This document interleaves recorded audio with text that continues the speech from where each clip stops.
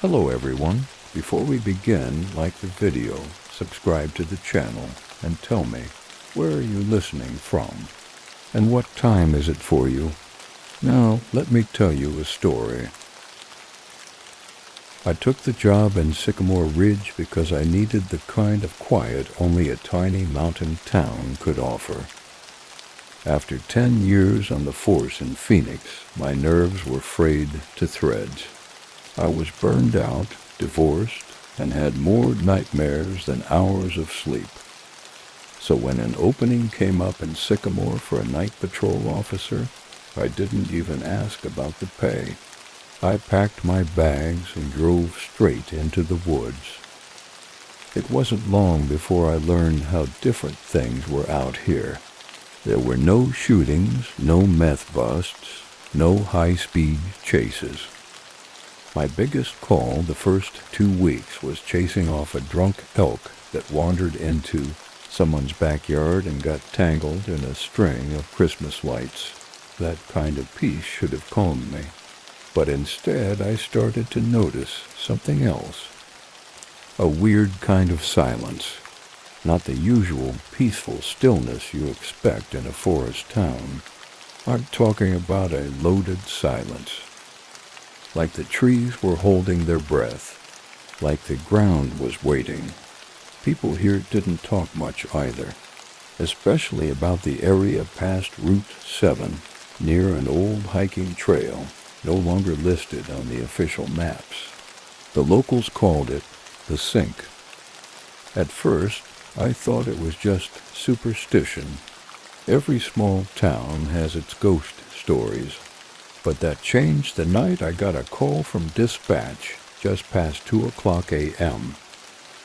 A family had reported hearing what sounded like metal scraping and deep growling near the old ranger station up by the Sink. I responded alone. The other officer on shift, Tom, said his stomach was acting up. I figured it was a bear, maybe a bobcat. But when I pulled up and cut the engine, I realized this wasn't going to be routine. The air was thick with fog, not normal mountain mist either. It clung low to the ground and didn't move even as I walked through it. I clicked on my flashlight and called out. Sycamore PD, anyone out here? No answer. But there was something else, movement, a low creak. Something like rusty metal shifting in the dirt. Then a crunch, footsteps. I raised my weapon and followed the sound toward the back of the station. That's when I saw the tunnel. It hadn't been there before. I'm certain of that. The area behind the ranger station used to be solid forest, but now there was a narrow opening in the ground. Dirt piled around it like it had been freshly dug, reinforced with rotted beams, rusted bolts, and an old set of rail tracks that led into darkness. I radioed it in, but got nothing but static. Something about the place felt wrong. My skin itched and my mouth went dry. I knew I should have waited for backup, but something inside me, something I couldn't explain, compelled me to take one more step forward. Then another. The tongue sloped downward, and soon my boots were scraping against wet stone. The deeper I went, the colder it became. My flashlight began to flicker, and I smelled something familiar but out of place. Engine oil. Burned rubber. Like an accident had happened underground. Then the voices started. At first, just one. Faint. A woman's voice, whispering my name. Officer Langley. I froze. No one here knew my full name, not even the dispatcher. I tried to speak, but my throat locked up. Then I saw the marks. Long, jagged scratch marks in the stone. Like claws. But far too wide for any animal native to this region. The rail tracks began to warp, bending inward like something had pressed down on them with impossible weight. And then I saw the figure. Just beyond the beam of my light, something crouched, pale, elongated limbs, its face too far forward, too stretched. The eyes weren't glowing, they were absorbing the light. My radio hissed, my flashlight cut out. The air grew heavy with the stench of rot. The creature began to move, slow at first, then twitching forward in quick jerks like something learning to walk. I bolted. I didn't care about being quiet. I sprinted back up the incline, boots slipping on stone, lungs burning.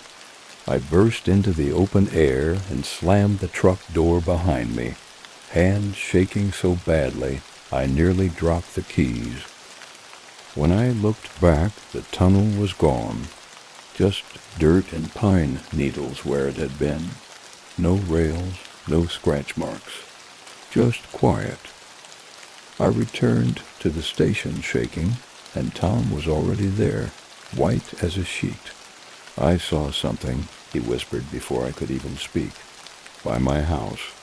It was crawling down the road like it didn't know how legs worked." We sat in silence the rest of the night. Since then, reports have trickled in. A hunter claimed to find a hole in the woods, lined with what looked like rusted machinery and pulsing veins.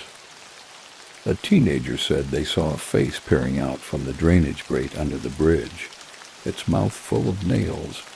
I don't know what's under Sycamore Ridge, but I do know this: when the fog rolls in and the radios go dead and the tunnels open, something comes up to look around, and sometimes it remembers your name.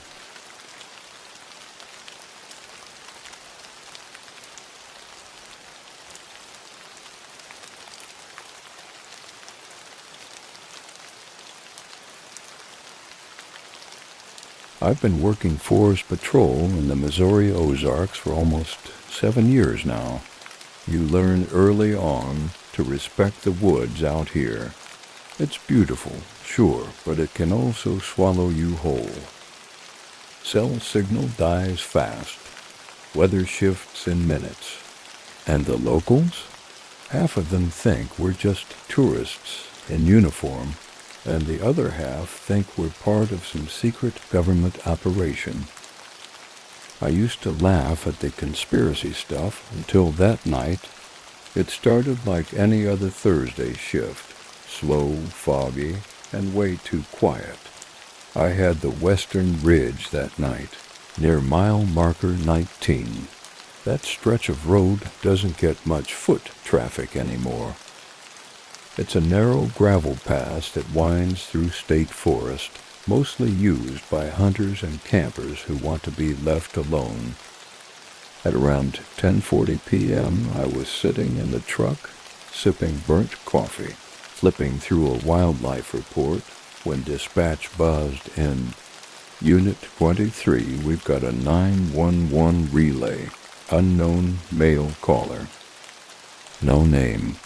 Said someone was following him near the old fire trail by mile marker 19.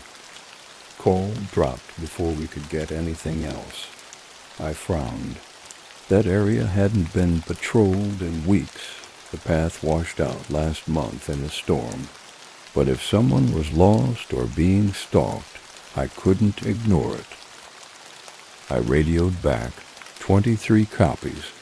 I'm 5 minutes out. Heading in now. I pulled onto the narrow road. The fog was thick, thicker than I'd seen in months. The headlights barely cut through it. The woods pressed in close on either side, the trees gnarled and heavy with moss. The kind of setting that makes you double-check your locks, even in the truck. I reached the turnoff, parked on the side, and grabbed my flashlight and sidearm. The fire trail itself had almost vanished, reduced to uneven dirt and leaf litter. I hiked slowly, calling out every few minutes. Forest Service, if you can hear me, call out. No response. About 15 minutes in, I found tracks. Barefoot, deep, heel-heavy impressions in the mud. The toes looked too long, like they'd been spread wider than a normal foot. I crouched down, shined my light on them. They weren't human, but they weren't animal either. The radio hissed in my vest. Just static. Then I heard it. A voice, soft, maybe 20 feet off the trail. Help, please, help. I froze. Forest Service, I called out, trying to sound steady. Can you hear me? Keep talking. I'm coming to you. The voice repeated. Help, please. Same cadence, same tone. No variation at all, like it was stuck in a loop. I stepped off the trail and into the brush, flashlight beam cutting through the fog. Where are you? I shouted.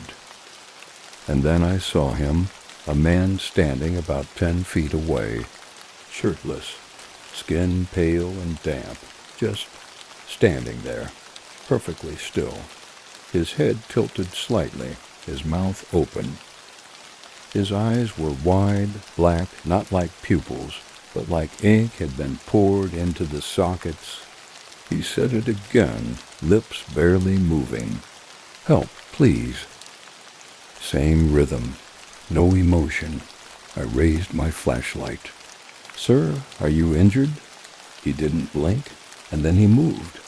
Not toward me, but sideways, like a puppet. No bend in the knees. Just a gliding, jerking sidestep deeper into the trees. Every hair on my arm stood up. I took a step back. Then the voice came again, this time from behind me. Help, please. I spun around, light swinging wildly. Another man, identical, same pale skin, same open mouth. He was closer, maybe 5 feet. And then a third one stepped out from behind a tree. Help, please. My brain tried to rationalize it. Maybe they were part of a cult. Maybe it was drugs, some weird performance art. But they all looked the same, exactly the same. I backed away, weapon drawn, trying to reach my radio. The static was louder now, like a scream of white noise buried in my ear. And then I heard it, a whisper. You're not supposed to be here. The 3 figures moved at once, fast and disjointed like insects trying to walk like men. I ran. I didn't care about the trail. I barreled through the brush, branches tearing at my uniform, breath ragged in my throat. I could hear them behind me, not their footsteps, but the words, help, please, help, please. Over and over, chasing me through the fog. I hit the truck full speed, slammed the door, locked it, and gunned the engine. My headlights lit up the woods. Nothing was there. No men, no shadows, just trees. I got back to the station and filed the report. I used vague words, suspected drug-induced behavior, unknown subjects, possible hallucination due to fog and low oxygen. But I knew what I saw. 2 days later, a hiker found a trail cam not far from where I'd been. It was busted, half covered in dirt, but the last image it caught before the battery died was clear. 3 pale figures, identical, all facing the camera, all standing still. Since then, we've had more reports. Campers hearing voices at night. Identical people seen walking in unison down the ridge. They never approach. Just watch. Last week, I went to mile marker 19 again. Don't ask me why. Curiosity, stupidity, maybe both. And this time, the trail was gone, covered completely, as if the earth had never been disturbed. But I still heard it, faint and distant. Help, please. And I swear it said my name this time.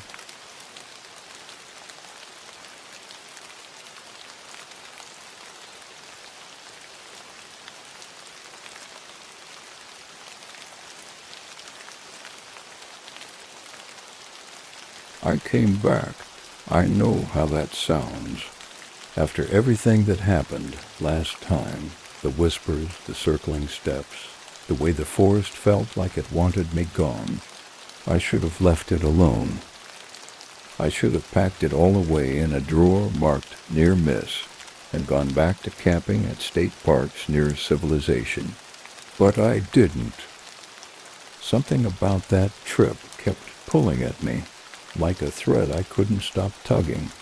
I told myself I just needed closure, a calm, uneventful night in the same place, to prove it was all in my head, that the whispers and footsteps were just tricks of the dark, the snoring sound just a bear or a deer, that I wasn't crazy. I picked a Saturday 3 weeks later. The forecast was clear, the moon nearly full. I packed light.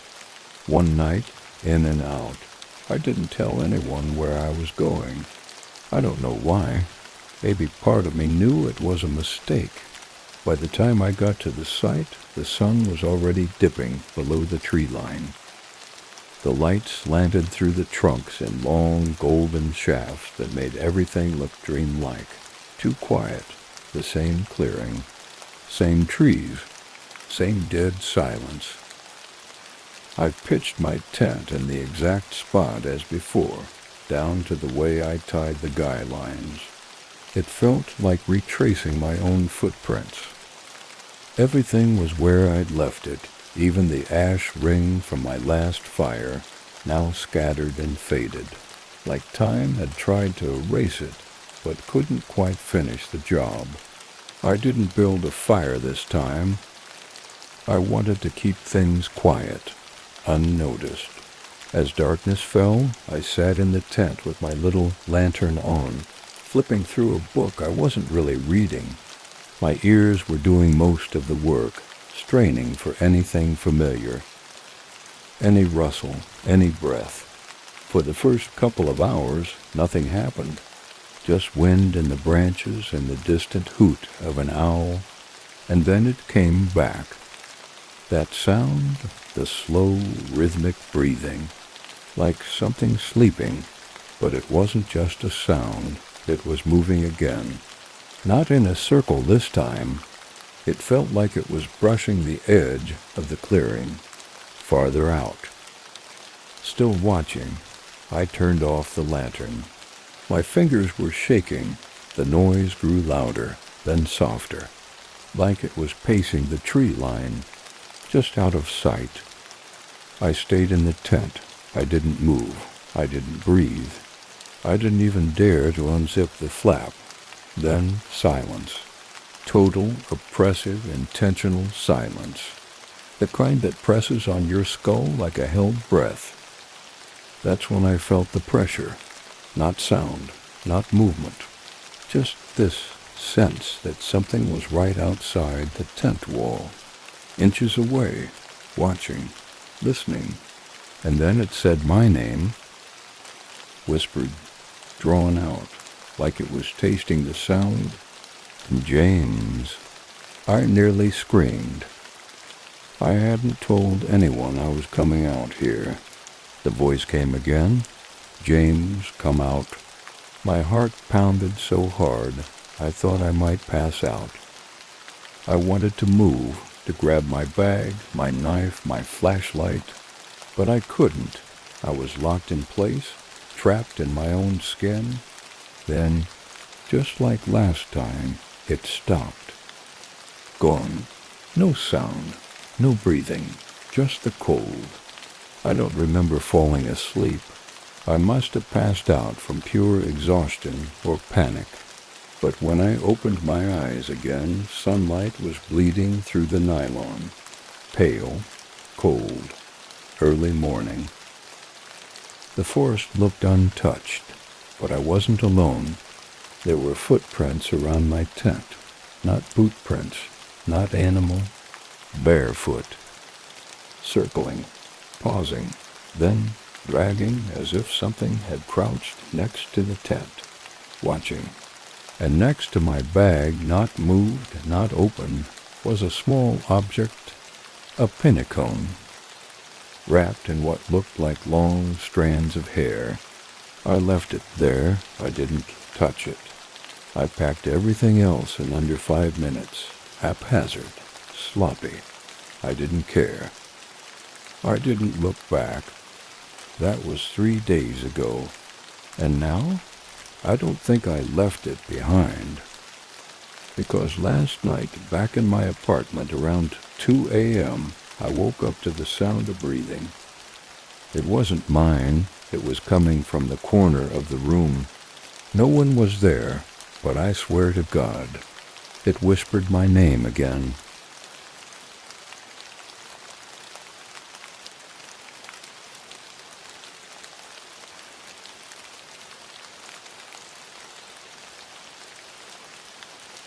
I don't go hiking with strangers anymore. It was one of those online meets, outdoorsy group looking for new friends to hit the trail with. I'd been cooped up too long, stuck in city noise and gray concrete. I needed something quieter, something real. So when I saw the post, Appalachian Escape, one-night wild camp, relaxed pace, all welcome, I jumped on it. Figured I could make a few friends, breathe in some real air, and come back feeling like myself again.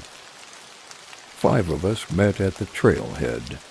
2 girls, Cara and Elena, who were clearly already friends, a guy named Lucas who looked like he lived at RIA, me, and this other guy who called himself Rick.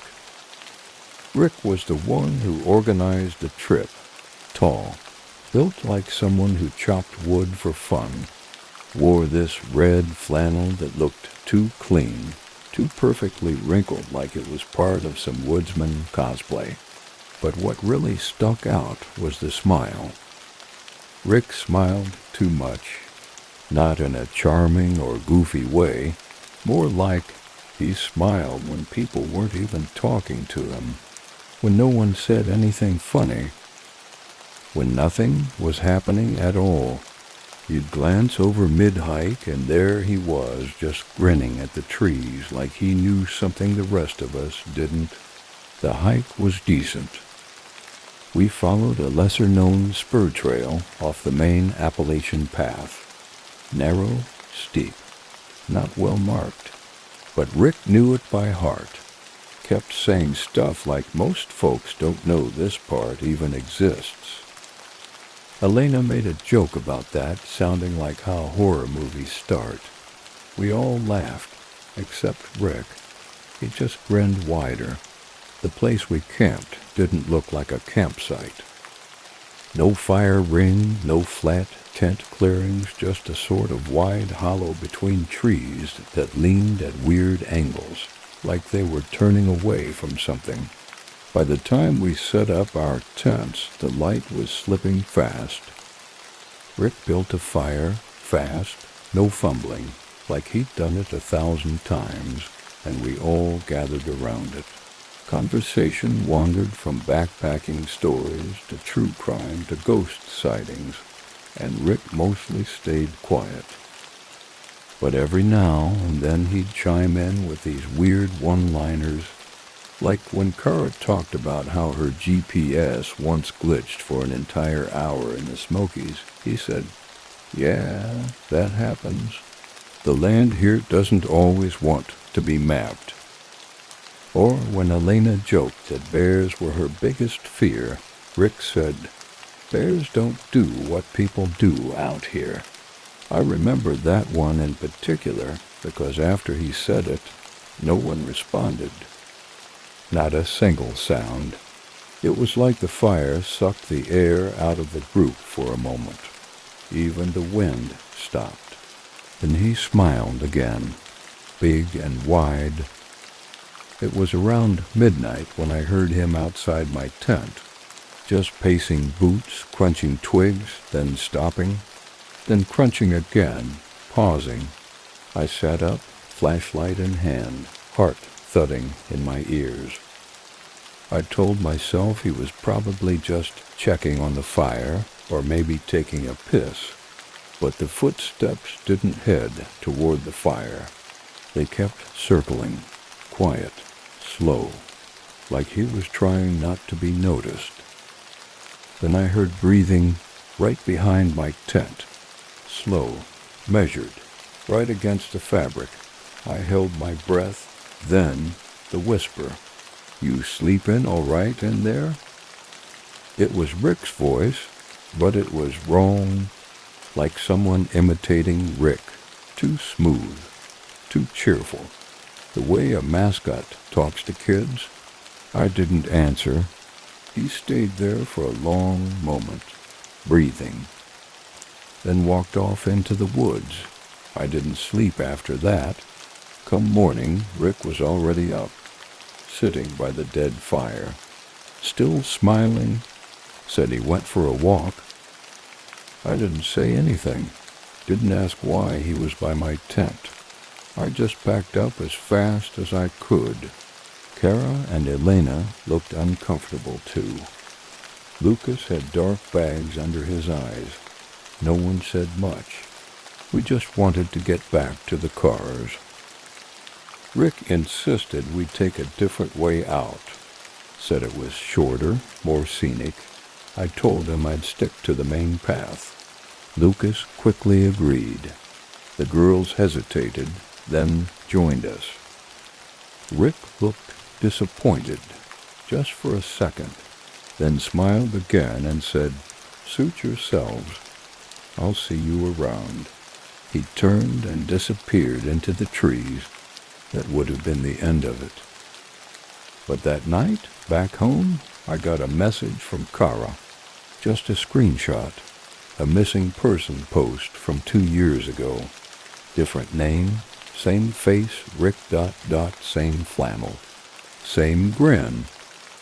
He'd gone missing on the trail, with 2 others, never found. Just vanished. Sometimes, late at night, I think about his voice, the way he whispered outside my tent. The way he whispered outside my tent. How it didn't quite match his tone earlier in the day, like it was someone or something trying too hard to be human. And sometimes when I walk through the park near my apartment, I catch a glimpse of someone in a red flannel, just for a second, smiling too wide. And I wonder, did he really walk away that day, or did something else wear his skin back out?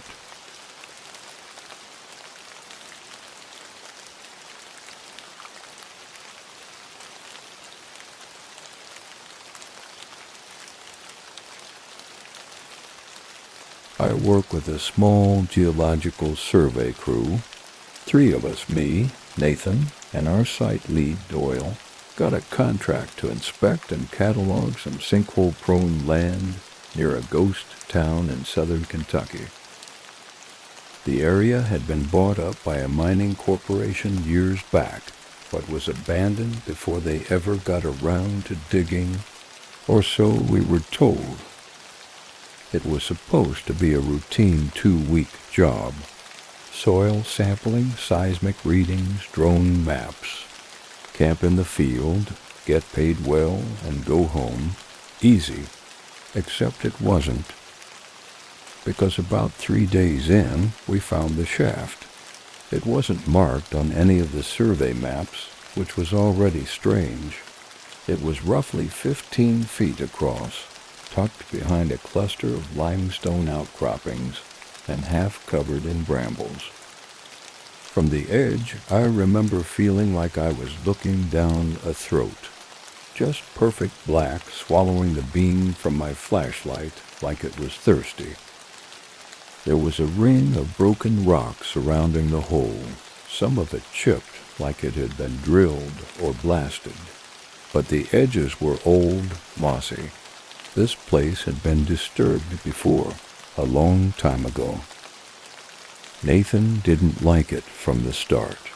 He kept asking, why wasn't this logged? Why didn't the mining company mention it? But Doyle, who always had a thing for oddities, was curious.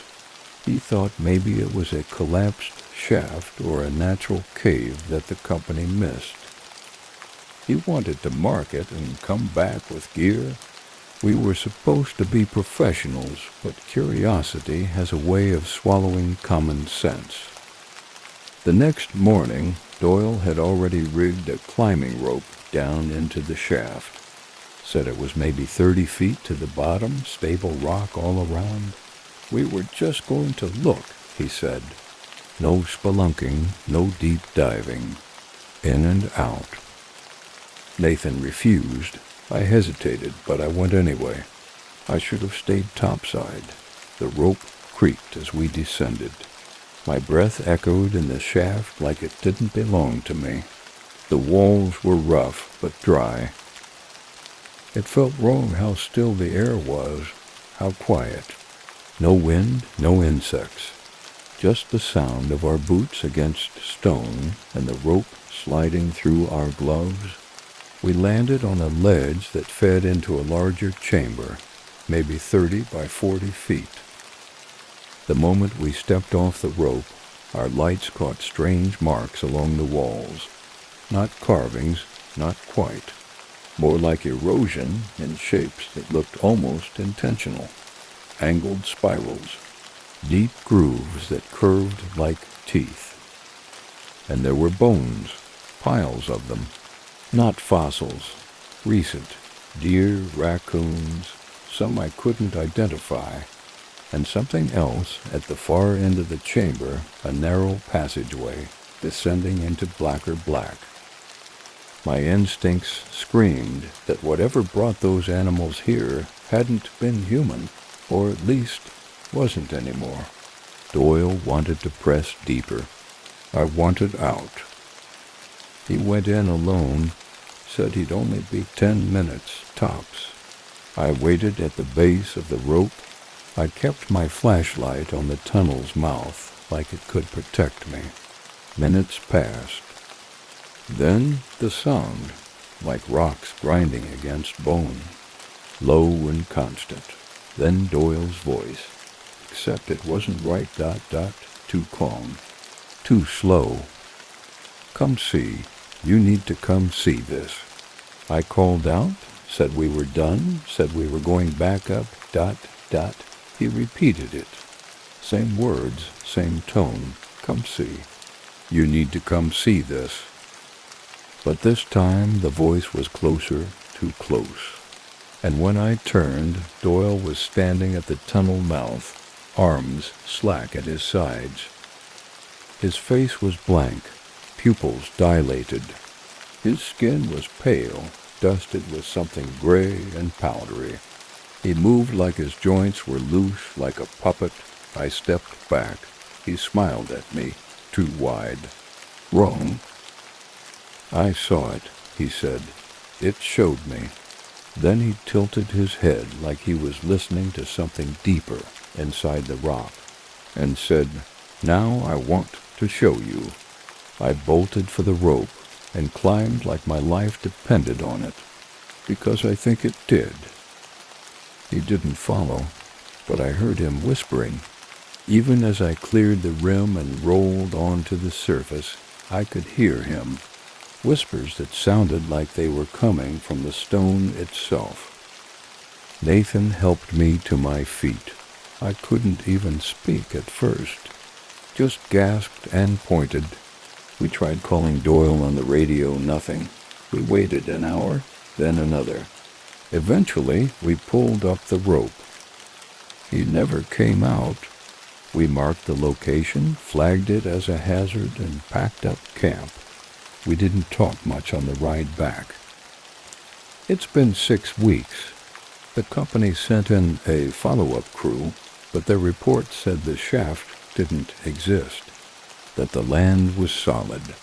No cavities, no caves, no tunnel. But I've seen the map, the area where we found the shaft. It's marked now, just one word: sealed.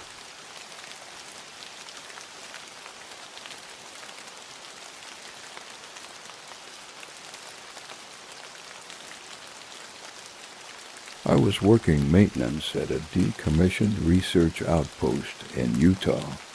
Remote, freezing, buried in a canyon most people never even heard of. Station Theta 9. That's what it was called on paper. The structure itself sat nestled under a slab of sandstone, partially underground, the kind of place you'd miss even if you drove right past it. No one really talked about what used to go on there. The official documents said meteorology, studying cloud seeding, wind shear, the usual desert science stuff. But the design told a different story: glassed doors, radiation shielding, a 6-inch thick steel hatch that only opened from the inside. It had been dormant for over 2 decades before the Bureau sent us in to check it for asbestos, structural faults, and long-term containment integrity. Whatever that meant. There were only 4 of us assigned to the project. By the end of the 2nd week, I was the only one left. The first day, it was quiet. Dust-covered consoles, long hallways of concrete, and old wiring. You could smell time in that place, a mix of rust, stale paper, and insulation gone to rot.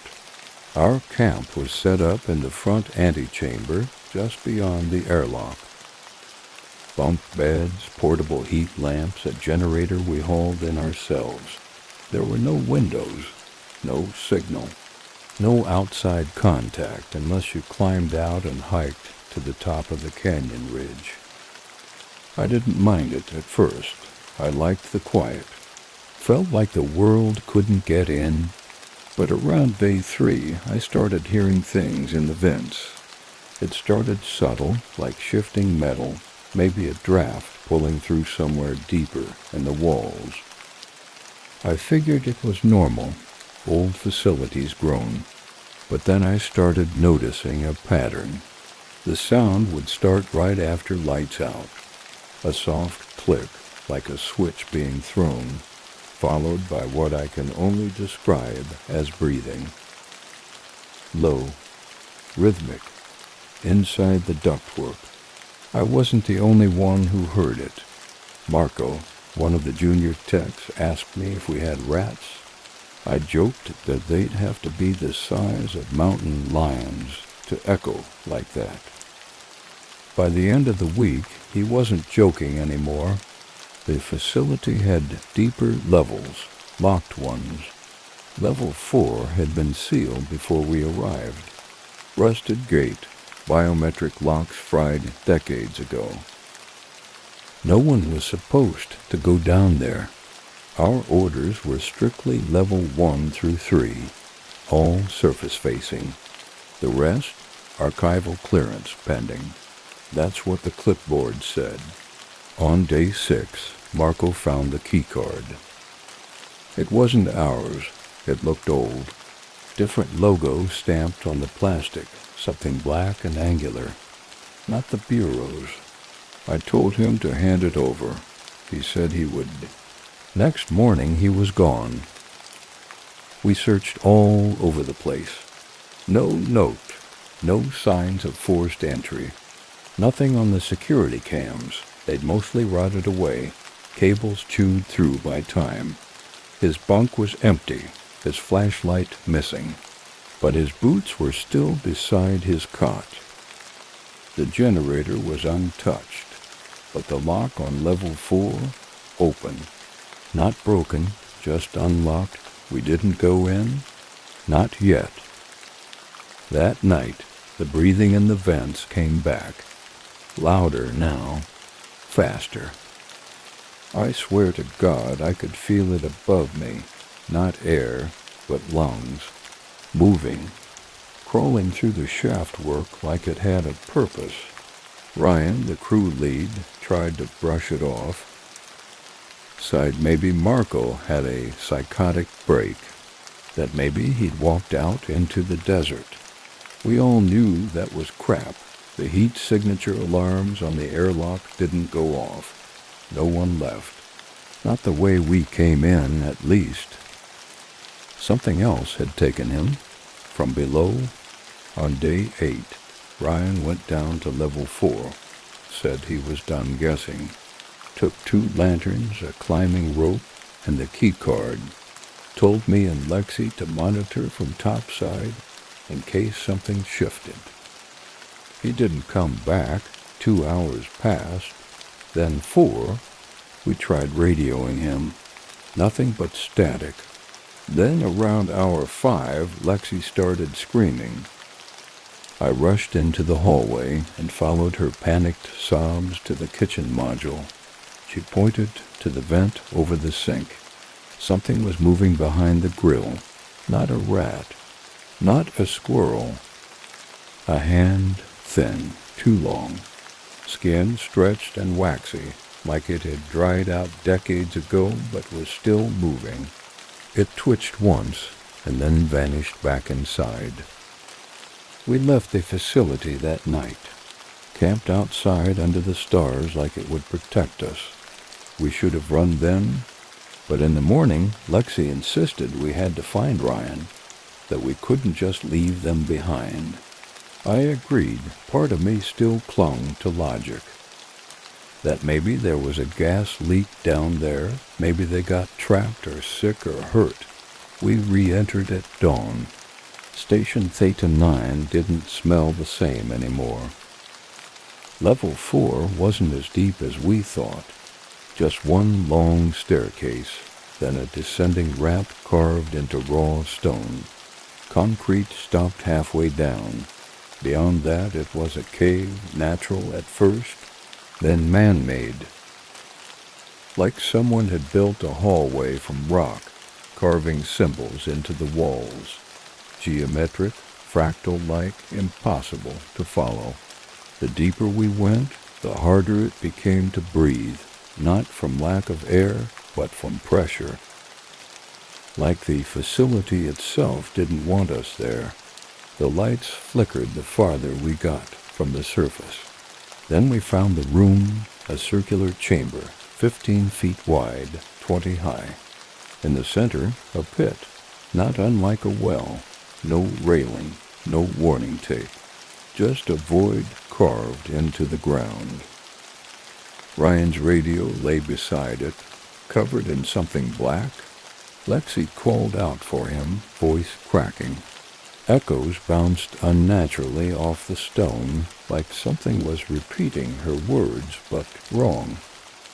I remember reaching for the radio. Then I heard breathing again, but it wasn't from the vent. It was from the pit.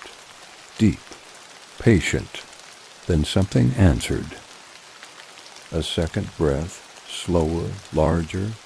That was when the lights died. We ran. I don't remember how we made it back to the stairwell, just that Lexi was behind me one moment and gone the next. A scream, a clatter, the sound of something scraping stone, and then nothing. I tried going back for her, but something was coming up the ramp, crawling, dragging, not running, like it knew it didn't have to hurry. I barely made it back to the hatch, sealed it behind me, and bolted the lock. I stayed by the door for hours, shaking, waiting for Lexi to knock, to scream, to say anything. She didn't. That was 2 days ago. I've been alone since. Haven't slept. The vents hum now, all the time. Not from fans or airflow, but from voices. They whisper things in languages I don't know, but understand too well. I think Station Theta 9 was never about weather. It was containment, and something got out, or maybe it never left. I'm leaving this recorder here in case someone finds the facility again. If you do, don't go to level 4. No matter what you hear, no matter who you think is calling your name, seal the hatch. Burn it if you have to. And whatever you do, don't listen to the vents.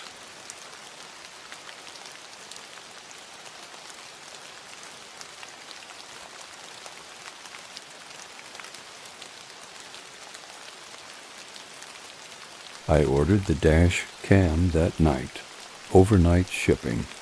It wasn't cheap, but honestly, I didn't care anymore. Something in me needed that layer of proof, even if I wasn't ready to admit what I was actually trying to capture. I didn't tell anyone the real reason, just said I'd had a close call with a deer in the rain and figured it was time to be smart about the roads. But the truth? The truth was that I couldn't stop thinking about those eyes, the ones that didn't reflect light, the silhouette that didn't cast a proper shadow, the thing I didn't hit but still swerved for. And now the daylight deer that stared back like it knew me. There was a connection. I just didn't know what yet. The first night I drove with the dash cam installed. Nothing happened. It recorded 4.5 hours of uneventful roads. I still watched it, though. All of it. I scrubbed through every frame, looking for flickers at the edge of the high beams, waiting for that impossible shape to return. But there was nothing. The second night was the same, and then the third. I started wondering if the thing was gone. Maybe it had moved on. Maybe I had imagined more of it than I realized. My boyfriend even joked that I should start a cryptid YouTube channel with all the empty footage I was collecting. But on the fourth night, something did happen, and it didn't show up on the camera. I was heading back from work, same route, same darkness. Same overhanging trees flickering across my windshield like strobe shadows. The dash cam was running. I even double-checked the SD card before I pulled out of the parking lot. The road was quiet. Then it wasn't. I didn't see the shape this time. I felt it. It was like driving through a pocket of thick air. Every hair on my arm stood straight up. The silence in the car shifted, like the pressure had changed. And the headlights didn't go out exactly, but they dimmed, faintly, like something passed between me and the world. Ren, my dog, whimpered from the back seat. He never does that. He's bomb-proof. But he let out this low, broken whine, and I saw his eyes locked on the rearview mirror. I glanced up. Nothing. But I didn't breathe easy. I got home, parked, and ran straight inside. Left the groceries in the car. I didn't even grab my bag. Just beelined it for my laptop and pulled the dash cam footage. I clicked to the time stop, right around 10:42 p.m. and let it play. And that's when the dread sank in, because I watched the headlights fade, just like I'd seen. But the audio didn't match. There was a voice, not mine, not music, not the road. A voice, low and droning, muttering words I couldn't place. I turned up the volume and it got clearer, not louder, just more defined. Like it had been whispering just under the noise floor, waiting to be heard. It repeated one word. Return. Over and over. Return. Return. Return. Then silence. And then my voice, a second later, caught on the mic, me swearing softly, right after Ren whimpered. That whisper wasn't in the car. It was in the recording. I haven't shown anyone yet. I'm afraid if I do, it'll make it stronger, or maybe it'll prove it's not just me anymore. That whatever I crossed paths with, it's trying to call me back. To what? I don't know, but the whisper hasn't stopped since. Now it plays in my head when I try to sleep. Return, and I don't know how much longer I can resist answering.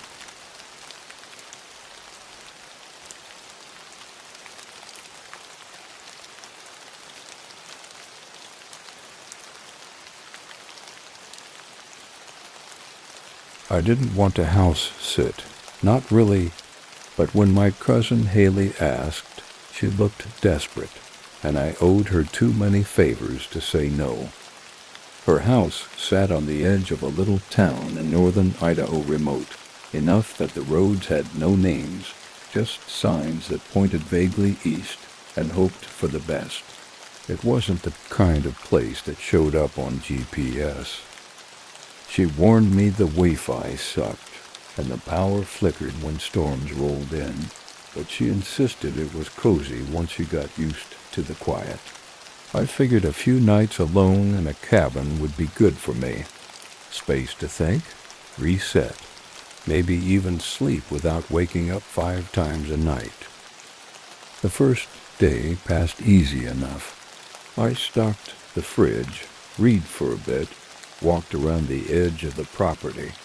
The view from the porch was something else. Miles of unbroken tree line, snow still clinging to the northern slopes. Haley's dog, Echo, stuck close to me from the start. Big, gentle German shepherd, mixed with that old soul look in his eyes. Every time I went outside, he followed, ears pricked, scanning the woods like he was waiting for something. That should have tipped me off, but I didn't think much of it at first. The weirdness started small, just little things. The second night I was brushing my teeth, and the mirror fogged over from the shower earlier. I glanced up and noticed something that made my stomach shift. There was a handprint, right in the center. Too large to be mine, too high up to be Haley's, who barely hit 5 feet in boots. I wiped it away and tried to laugh it off. Told myself maybe someone else had stayed here recently. Maybe her boyfriend. Maybe she'd forgotten to mention it. But Echo barked that night. Only once. Sharp. Sudden. A warning, not fear. I found him at the back door, tail stiff, staring at the woods. When I looked out, I saw nothing but blackness and the faint glitter of frost on the grass. Still, something about the way he was frozen there, ears up, mouth closed, that made the skin on my arms crawl. The house felt too still after that, like it was listening, like I was no longer alone. The next day I noticed the markings. They weren't scratches, not exactly. More like impressions, shallow grooves carved into the wood just under the eaves of the roof. 4 parallel lines, jagged like something had dragged claws along the siding. I circled the house, thinking maybe Echo had gotten too excited chasing something, but the marks were too high for any dog. Too clean for natural wear. I didn't tell Haley. Didn't want to worry her. Didn't want to admit I was worried. That night, the quiet changed. It wasn't silence anymore, it was absence. No wind, no owls, no crickets. Not even Echo's low breathing. The kind of silence that presses into your ears makes you hyper-aware of your own heartbeat. And then came the knock. It wasn't loud, just deliberate. 3 slow taps on the back door. I froze, toothbrush still in my hand. Echo growled, deep and low, his body stiff as stone. I crept to the kitchen, flicked the light on, and pulled the curtain aside. Nothing. No one on the porch. No footsteps in the frost. Just those damn trees. And something about them looked different. Like the spaces between them were too narrow, or the shadows had shifted subtly inward. I locked every door, checked the windows. Echo didn't leave my side for the rest of the night. On the fourth day, I found footprints. Bare feet, no shoes, no tread, just long, narrow prints in the muddy patch near the firewood stack. They led up to the wall and then vanished. No return trail, no smear of earth showing retreat. I stopped sleeping after that. I tried, sure. I'd lay there, eyes closed, counting my breaths, but my ears were always straining for sound, my chest always tight, like I was waiting for something to reach out from the shadows and wrap cold fingers around my throat. And every night the knocks returned, sometimes at the back door, sometimes the window, always three, always slow. I tried filming it once, set my phone up on the counter facing the porch. When I checked the recording the next morning, I heard the knock, but the screen went black 2 seconds before it hit. No glitch, just pitch black nothing. The audio kept running, though, and I could hear breathing, not mine, not Echo's, something close to the mic, something wet. By the 6th night, I'd stopped turning the lights off. I sat in the living room with the fire crackling low, and Echo pressed to my thigh. My phone buzzed. Haley, asking how things were. I typed out a dozen messages. Have you ever heard knocks? Do you know about the footprints? The handprints? The breathing? Deleted them all. Replied with, everything's quiet, Echo's good. House is cozy. She sent a smiley face. That night, the knock came from the upstairs window. There's no balcony up there. No tree near enough to reach. Just empty space between roof and ground. I didn't check, couldn't bring myself to look, but Echo did. He raised his head, stared up at the ceiling, and whined. A long, low whine that made my bones feel hollow. I thought about leaving, just grabbing my stuff and hauling ass down that dirt road, headlights off, music blasting to keep from hearing anything behind me. But I stayed, because some part of me needed to see it. I don't know why. Maybe I wanted to prove it was real, or maybe it had already gotten inside me, and it was just waiting for permission. The 7th night, the knock didn't come. Instead, I woke up at 3:13 a.m. The fire had gone out. Every light was off, and Echo was gone. I called him, quiet at first, then louder, panicked. No tags jingling, no paws tapping on wood. Just a cold draft from the back hallway. I followed it like an idiot, barefoot, half asleep, chest tight. There, in the middle of the hallway, were muddy footprints, the same narrow ones from outside, leading from the back door into the house. I followed them around the corner, and there, sitting at the base of the stairs, was Echo. His eyes were wide, his fur slicked back, and in his mouth was a human tooth. I left that morning, didn't pack, didn't look back, just texted Haley from a gas station 3 towns over. Sorry, can't house sit anymore. She never responded. The house is still there. I know it is. I checked satellite view once, but sometimes I wake up at 3:13 a.m. to the sound of 3 slow knocks, and my phone on the floor, screen black. And Echo? He never came back with me, but sometimes when I walk past a mirror, I swear I see him, still sitting by the stairs, watching something I still haven't seen.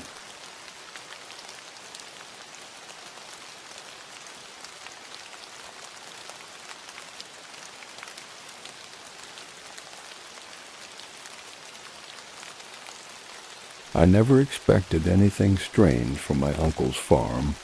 He lived on the outskirts of a quiet Pennsylvania town, one of those places where every road has a number instead of a name, and the most exciting thing that ever happens is when a new gas station opens. I'd been there a dozen times growing up. Nothing ever felt off. Just acres of wheat, an old red barn, and a farmhouse that creaked a little too much in the wind. But this time felt different. I came back to help him recover from a back injury, 2 weeks off work, a change of pace. I figured I'd split firewood, tend the animals, maybe sleep in for once. But even as I drove up that long dirt path, something in my chest felt off, like the land was holding its breath. My uncle greeted me the same as always, gruff, tired, but kind. His face looked a little thinner than I remembered. When I asked about it, he just waved me off, said the pain had been making it hard to eat. "You'll get used to the quiet again," he said. I nodded. I wasn't sure I wanted to. The first 3 days were uneventful. I fed the chickens, mended a few fences, fixed the gutter that was drooping above the porch. The nights were pitch black, no street lights out here. Just stars and the soft humming of crickets. Peaceful, in theory.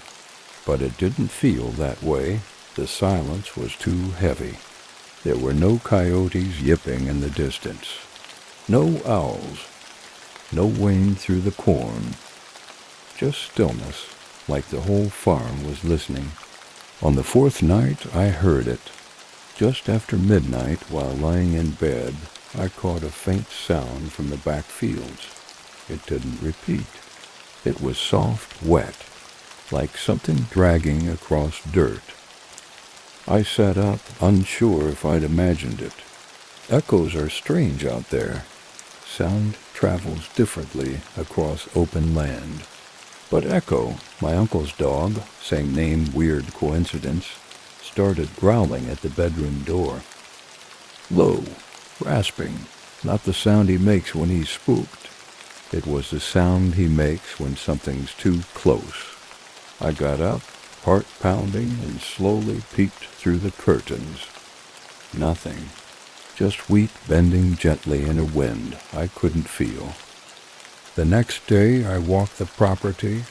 I don't know what I was expecting. Maybe a fallen tree, some animal tracks.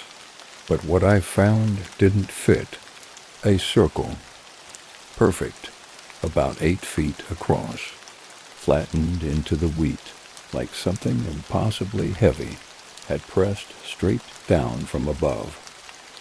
No tire tracks. No footprints. Just this clean, unnatural depression in the middle of nowhere. I showed it to my uncle. He stared at it a long time, then told me not to go out there again after dark. When I asked why, he didn't answer. He just muttered something about how things come and go around this time of year. That night, I couldn't sleep. The dog wouldn't stop pacing. I tried calling him up onto the bed, but he wouldn't budge from the hallway, just kept staring at the front door. Then I heard it again, dragging, closer this time, like someone slowly pulling a sack across gravel. But it wasn't coming from outside. It was beneath the floorboards. I bolted upright and stared at the old wooden planks under my feet, waiting for some kind of vibration. Nothing, just silence again. I barely slept. I brought it up at breakfast. My uncle didn't look surprised. "I told you not to go out to the circle," he said. I asked what it was. He just looked down at his coffee and said, "This land's old. Older than the house, older than the town." That's all I got out of him. By day 7, I was hearing things during daylight. A high-pitched whine when I walked through the fields. Not constant, not electrical. More like something crying in the distance, just past my range of understanding. The circle had grown. Now there were 2, the second one overlapping the first, like a diagram. Still perfect. Still wrong. I checked the barn security camera footage that night. My uncle kept them running, even though he never checked them. He told me they were for insurance. But I saw something. At 3:13 a.m., the fields warped. I don't have a better word for it. The wheat didn't sway. It twisted, spiraled, like something coiled its way up through the earth and unfurled. And then the image blinked, one frame gone to static. And when it came back, the circle was there, but something else too. Just on the edge of the screen, pale, too tall, bent in a way that looked painful. And it was facing the house. I didn't sleep at all after that. Neither did the dog. Every window felt like an invitation. Every reflection seemed slower than it should be, like the mirror image hadn't quite caught up. And the dragging, it came back. Only now it was circling the house. I stayed up in the living room, shotgun across my lap, lights off, listening. The noise would fade, then return, closer, always closer, until it stopped right at the front steps. Then silence, then scraping, wood on wood, like something pressing claws into the porch, testing it, measuring. I held my breath until the first light of dawn crept through the curtains. My uncle was gone when I woke, just a note on the table. Had to check the creek line. Stay inside. Don't open the cellar. What cellar? There was no cellar. At least, I didn't think there was. But curiosity is a rotten disease. And I went looking. I found the latch under an old rug in the kitchen pantry. A trap door. Rusted hinges. The boards moaned as I opened it. I wish I hadn't. The air down there was wrong. Damp, but not from water. It smelled of rust and mold and something sweet, like rotting fruit, the kind that draws flies you never see.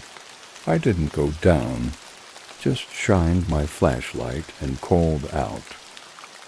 My beam caught a shape in the corner, not moving, just there, tall, slumped. Its skin wasn't skin. It looked like parchment, stretched too tight. There were no eyes, just deep holes, and its arms hung all the way to the floor, long enough to drag. It turned toward me, slow, deliberate, and I slammed the trapdoor shut with enough force to crack the frame. The dog didn't bark. He just stood there and trembled. I packed that night. I didn't wait for my uncle. Didn't leave a note. I drove until the road turned back to asphalt, and the air felt breathable again. That was a month ago. I haven't heard from him since.